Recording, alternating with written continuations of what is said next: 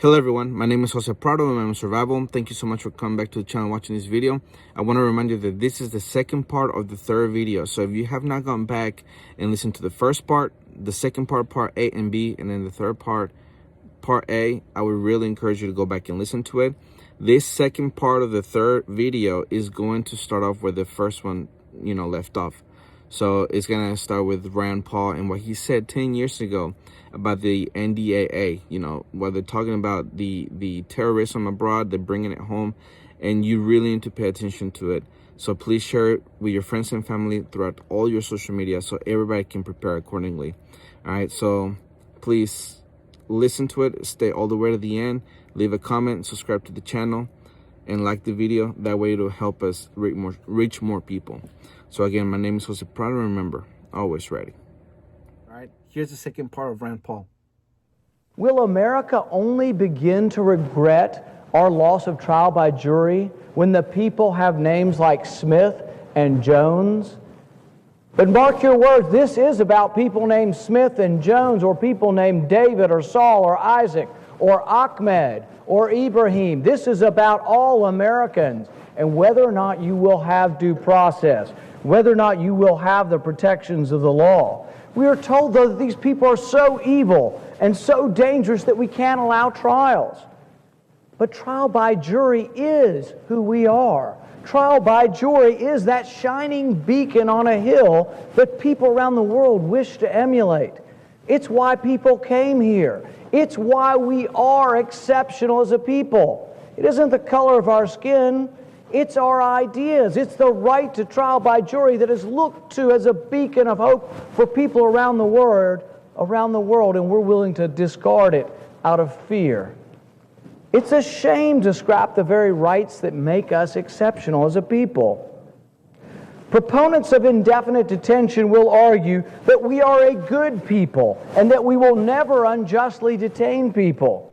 I don't dispute their intentions or impute bad motives to them, but what I will say is remember what Madison said. Madison said that if a government were comprised of angels, we wouldn't need the chains of the Constitution. We wouldn't need to bind your representatives and restrain them from doing bad things to good people. If men were angels, if all men in government were angels, we wouldn't need these rules. But all men in government aren't angels now and never will be, and there is always the danger that someday someone will be elected who would take the rights away of the Japanese. It happened once. Who would take the rights away of Jews or the rights away of Arabs. We are told by these people who believe in indefinite detention that the battle is everywhere. Now, if the battle is everywhere, your liberties are nowhere. If the battle is without end, when will they return your liberties? When will your rights be restored if the battle has no end and the battlefield is limitless and the war is endless? When will your rights be restored? It is not a temporary or limited suspension of your right to trial by jury, but an unlimited, unbounded relinquishment of the right to trial by jury without length or duration. We are told that limiting the right to trial by jury is justified under the law of war. Am I the only one uncomfortable applying the law of war to American citizens accused of crimes in the United States? Is the law of war a euphemism for martial law? What is the law of war except for something to go around the Constitution?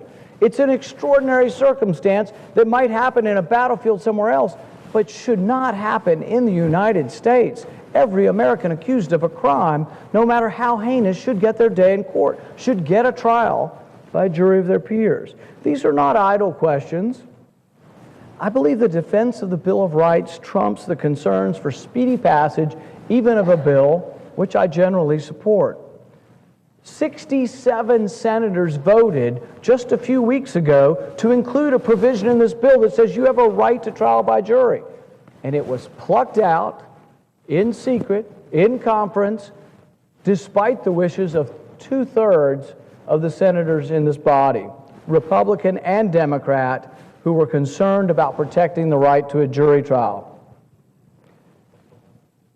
Many senators say, oh, well, we tried, we lost, they outmaneuvered us, they were sneakier than we were.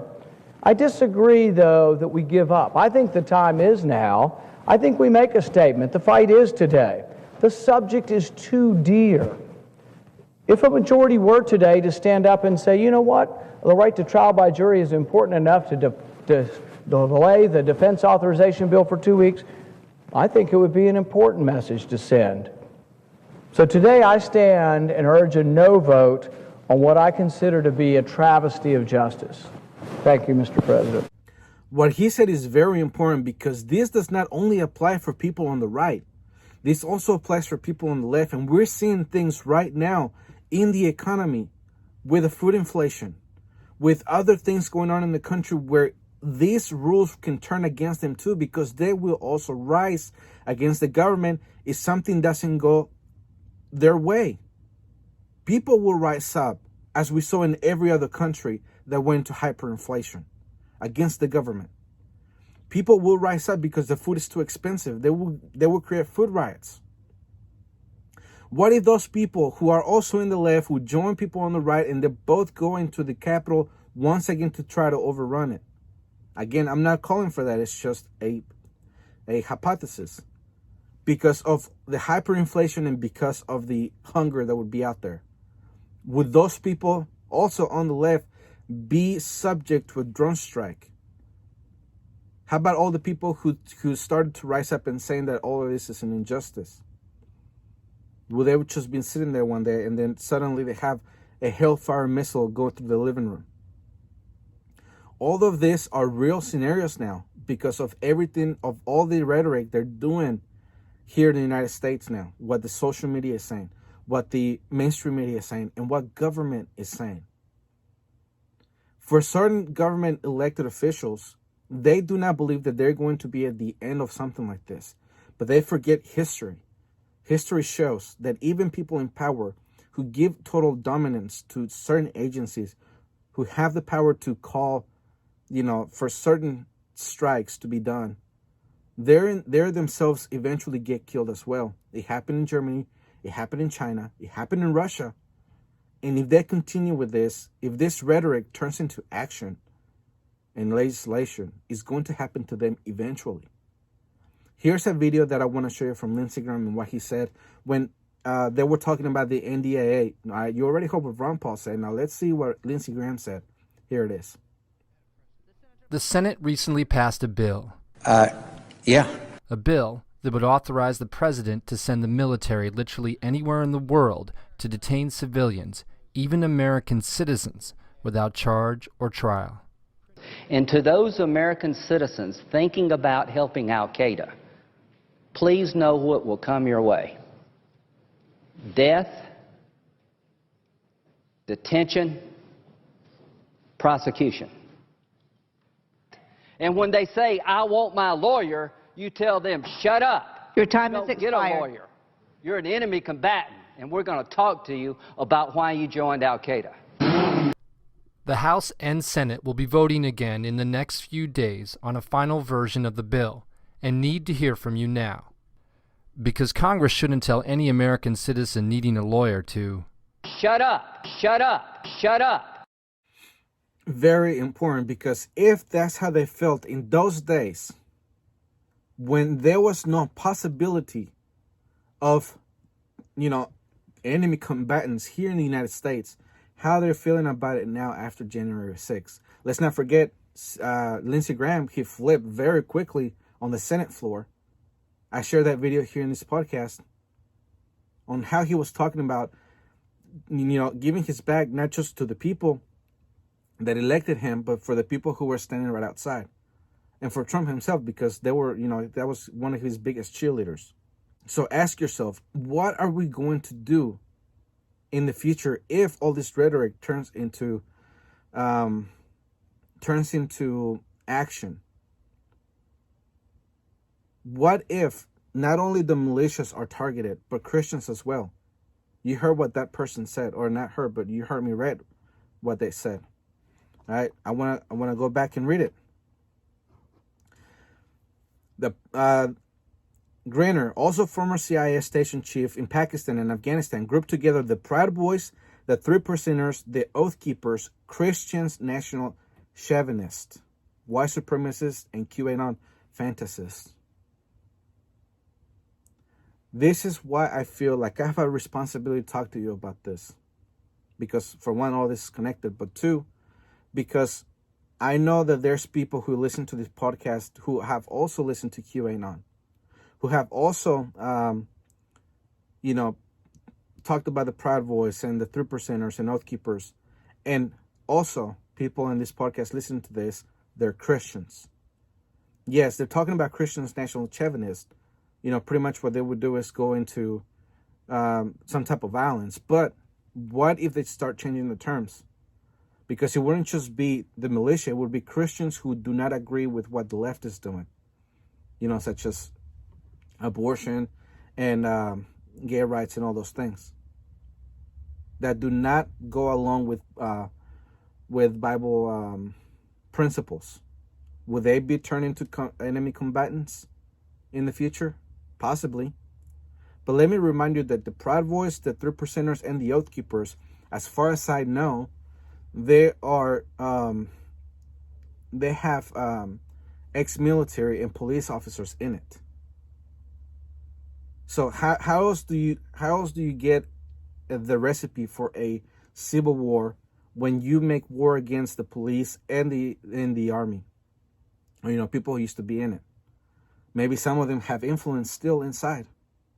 That might be the reason why the army said that they would make the army stand down for, I think it was 60 days in order to go through every single one of them to see if they have any extremists inside of it. They're doing the purge inside the military itself because they don't want any resistance later on. What are they planning on doing? I should share with you this entire podcast. Now, I do want to change to things spiritually because they're talking about Christians in there. Now, you as a Christian, are you going to run away from the government when they tell you that the things that we believe in the Bible are no longer legal for you to read or to be standing by? What if they sit there and they tell you that the Bible is no longer legal in the United States? That they would treat you as a terrorist and an enemy combatant for believing what's in it. What are you going to do about it? Let me remind you what Daniel 7 says. 7:21. Or really, I'm going to start reading it from 20. And of the 10 horns that were in his head, and of the other which came up, and before them 3 fell, even of that horn that had eyes, and had a mouth that spake very great things, whose look was more stout than his fellows, I beheld, and the same horn made war against the saints, and prevailed against them, until the Ancient of Days came, and judgment was given to the saints of the Most High. And the time came that the saints possessed the kingdom. Thus he said, the fourth beast shall be the fourth kingdom upon earth, which shall be diverse from all kingdoms, and shall devour the whole earth, and shall tread it down and break it into pieces. What is telling us there that there will be a future where the enemy is going to prevail against the saints. And you really have to understand and ponder upon what are you going to do when that happens, if that happens. If all this rhetoric turns into action and they actually start going after people, with drone strikes and stuff like that. I mean, right now, Proud Boys and people who were there at the Capitol, they're going door to door pretty much. They're looking them up through facial recognition in other ways. They're going to their house and they're getting arrested, especially if they were inside the Capitol. People who were outside who didn't even go in. The Bank of America is giving out their personal information to the feds to see where they stayed, where they ate and stuff like that. They're under surveillance from the government for the simple fact that they were standing outside when the storming of the Capitol happened. Whether or not the storming of the Capitol was real or was staged, the fact that all that happened and the repercussions of it are going to become real if they continue this path. But having a bill that would address domestic terrorism is not a foreign concept. It's something that they try to do, and actually they did pass 10 years ago. during the Obama administration, that was the biggest issue, or one of the biggest issues while he was president. And now that Trump was there, he didn't do anything about it to take it away, as far as I know. And now that Biden is there, with Congress and the Senate pretty much agreeing that there should be some type of law that addresses white supremacy, Christians, 3%ers, Oath Keepers, the militia, then there's nothing that can stop them from doing it. So all of this can very well be real in the future. So how bad can it get? It can get very bad. Now, there's a book that I read many years ago, all right, and the title of it is Torture for Christ. And in that book, there is a lot of things that they mention that happened, or, you know, the author mentions that happened not only to him, but to other Christians that were tortured because the Communist Party had ruled over, you know, Russia and all the other countries surrounding it, you know, Poland, Romania, all the others.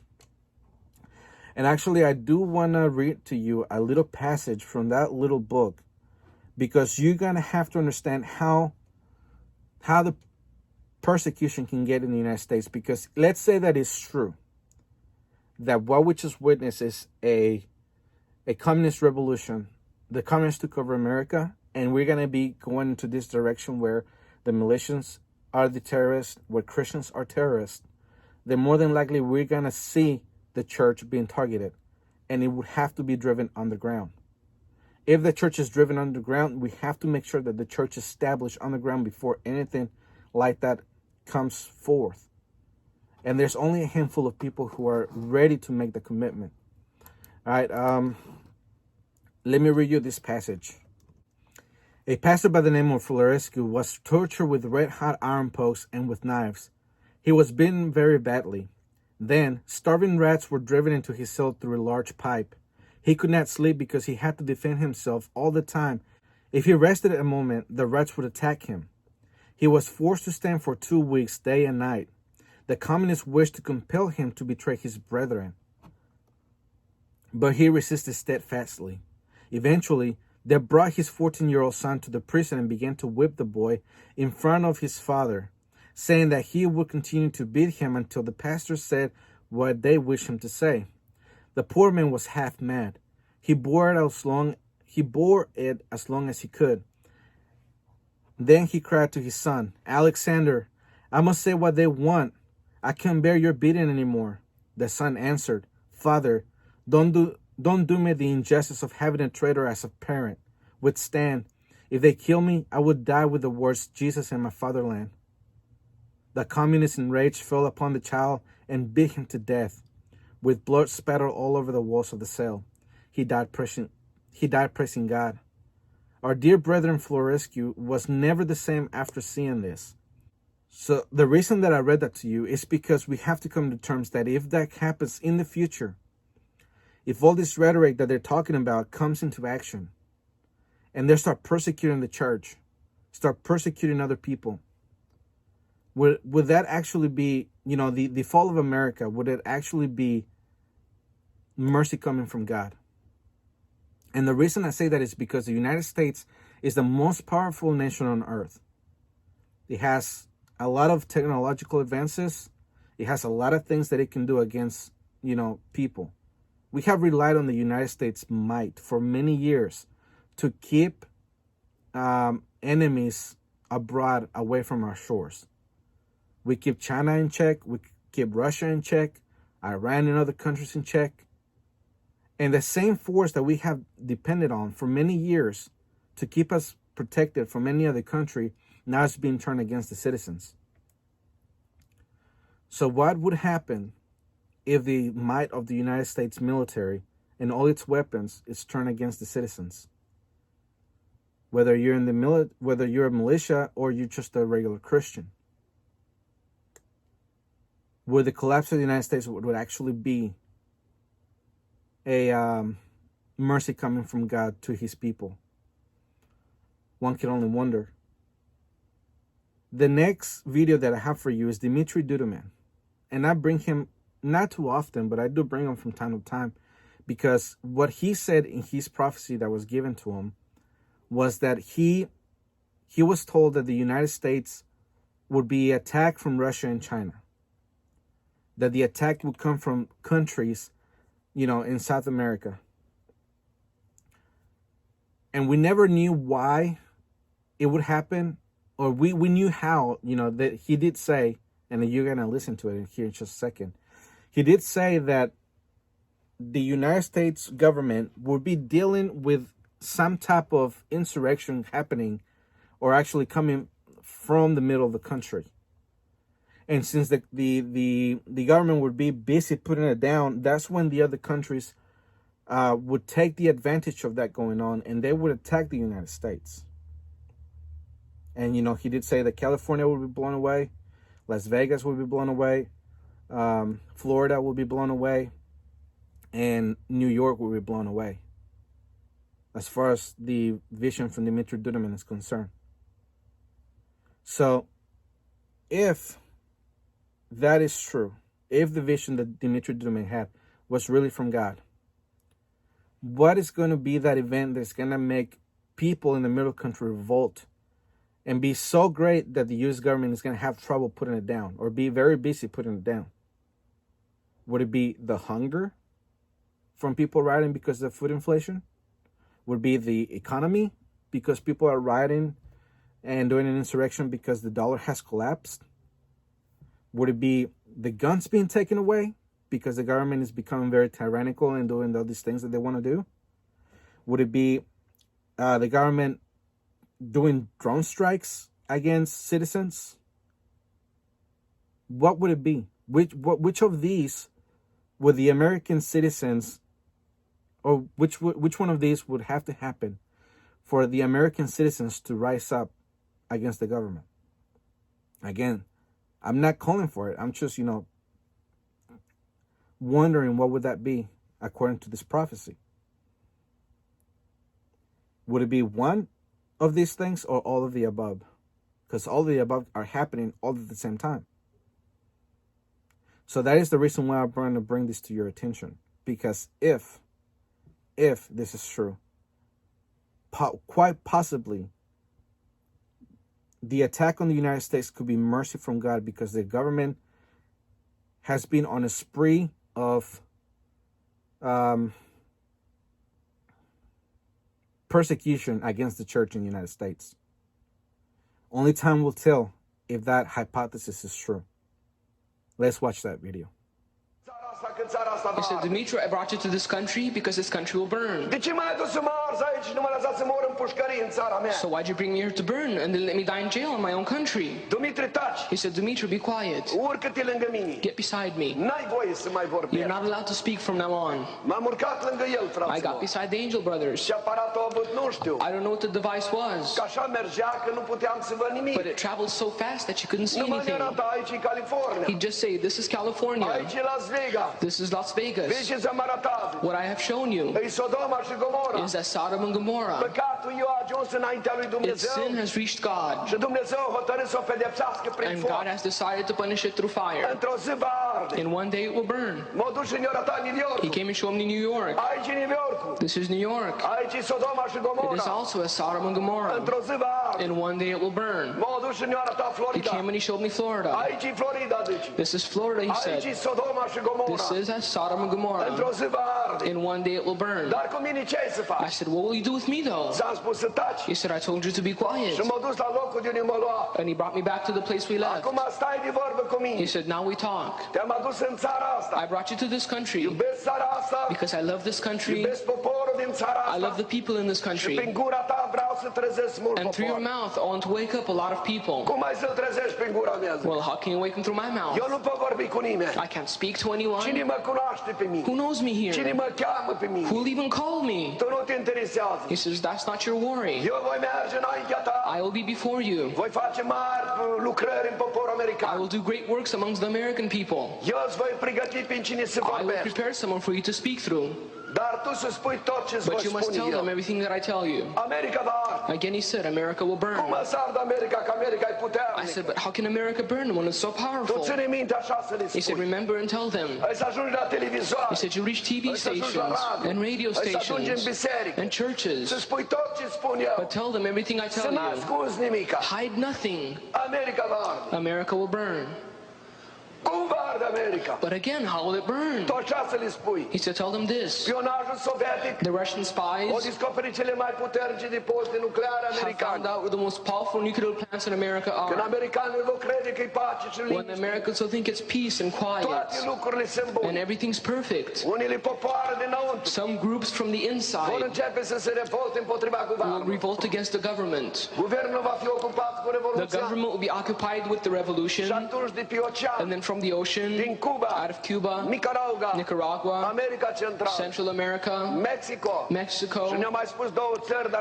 and two other countries that I can't remember. They will bombard the nuclear plants in America, and America will burn. I said, what will you do with the church though? He said, many churches have left me. I said, what do you mean don't you have people here? He said, tell them this. People glorify people. The honor that Christ deserves, man takes upon himself. In the church, there's divorce, there's adultery, there's sodomy, there's abortion, and all kinds of sin. And Christ will not live in sin. Christ lives in holiness. And I brought you here that you cry out loud. Don't be afraid, for I am with you. Tell them to stop sinning and to repent, because God never stops forgiving. And all of those who will stop sinning and will repent, God will save in the day of trouble. But how can he save them if America burns though? He said, tell them, as he saved the 3 young ones in the furnace, that is how he will save them. As he saved Daniel from the lions, that is how he will save them. But they must repent. Brothers, God does not ask hard things of us. We must stop sinning and repent. Very important video. There's more to it, but I just wanted to play you that small clip so you can hear from his own mouth what he said. And what he's saying is there will be some type of revolt in the middle of the country that the government is going to be so busy putting it down that that's going to give the green light to other countries. What would it be? The final headline that I have for you is this. Nuclear war with China or Russia is very real possibility, U.S. Strategic Commander-Chief warns. This from WashingtonTimes.com. The United States must be ready for a nuclear war with China and Russia and seek new ways to deter both countries' use of newly acquired advanced strategic weapons. The commander of the U.S. Strategic Command is warning in a major new review of the global balance of nuclear forces. There is a real possibility that a regional crisis with Russia and China could escalate quickly to a conflict involving nuclear weapons.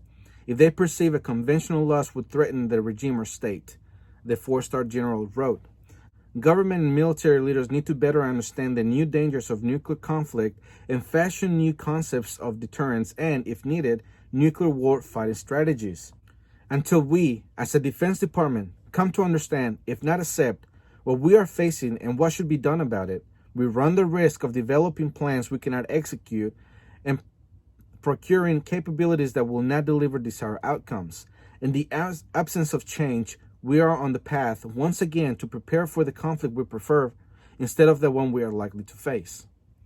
The reason that those words are very important is because the government seems to be complacent. The government seems to be, or the military seems to not understand, at least of what I get from this article, is that we are facing very real problems with the new technological advances from Russia and China. China is becoming each and every day more and more aggressive towards the United States in the posture on Taiwan and other national security efforts, and also Russia. Russia has not been in the news so much lately, but the uptake is coming because Biden did say that, the days of rolling over to China are over, just signaling that things are going to get more hot between the United States and Russia, and we're going to tone down things with China. But the point is that as far as China is concerned with the United States, they do want Taiwan back. And we continue to be on the territorial waters, on the disputed waters. And we have come very close on shooting at each other here this past week. And the point is that we are seeing everything unfold all at the same time. If all of this does not stop and it continues the way it is, it's all going to come down to war. Now, this is where everything's going to get wrapped up together. So hopefully you understand all this information and you understand what I'm saying and how all this comes together.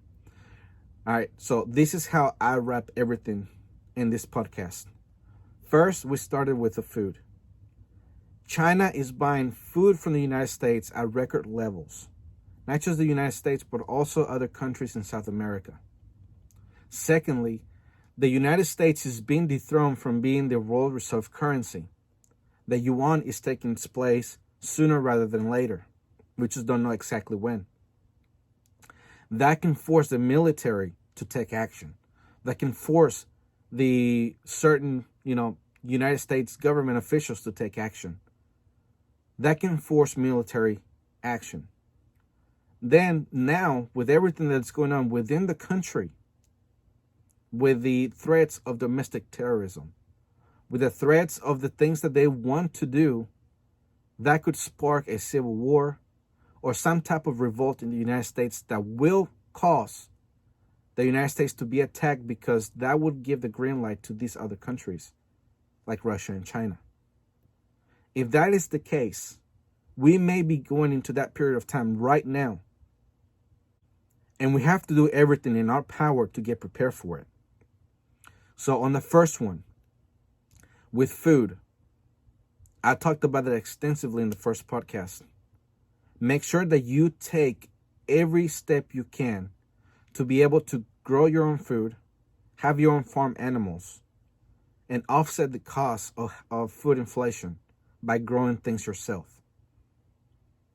With the economy, they are sending money away. They're sending money to Americans, potentially being in the thousands of dollars or tens of thousands of dollars. If that's the case, then you can take that money that they're giving to you and you can use it for your benefit to prepare yourself and your family to have a better position when things go down. Venezuela has been in a hyperinflation environment for 6 to 7 years now. You have to make sure that you prepare yourself to be in the same boat, to have this economic collapse, devastation being, suffer for many, many years, not just several weeks. So if you think that your preparedness is only going to be for however many months that you have stocked up, you're mistaken. All you're doing is you're delaying the time when you yourself become a marauder and you start going door to door, trying to kick doors down to see who has food for you.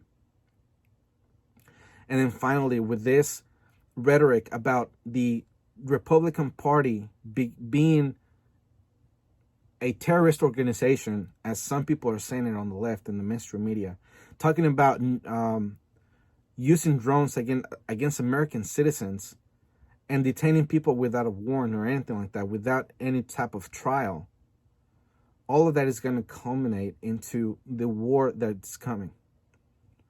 The United States could felt threatened on the outside and on the inside.